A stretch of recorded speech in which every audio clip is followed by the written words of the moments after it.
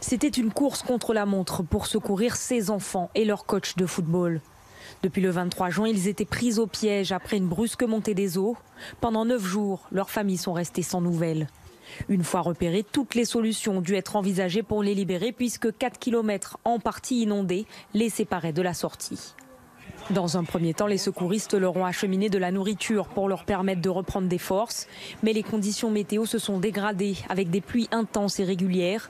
Le temps pressait, l'oxygène manquait et le refuge des victimes était alors menacé.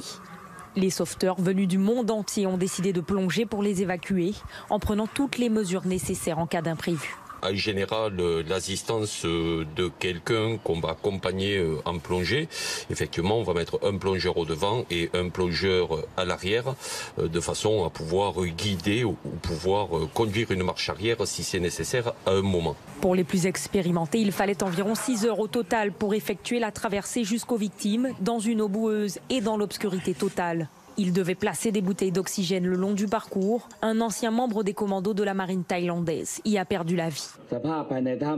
Une fois qu'il a livré les réservoirs d'oxygène aux enfants coincés, l'officier de première classe Samarn s'est évanoui sur le chemin du retour.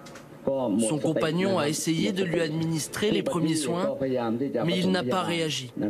Avant d'entreprendre l'opération, les secours ont dû pomper un maximum d'eau pour faciliter le passage des enfants, à qui ils ont dû apprendre en urgence à nager et à plonger. Une fois sorties, les 13 victimes ont été transportées à l'hôpital.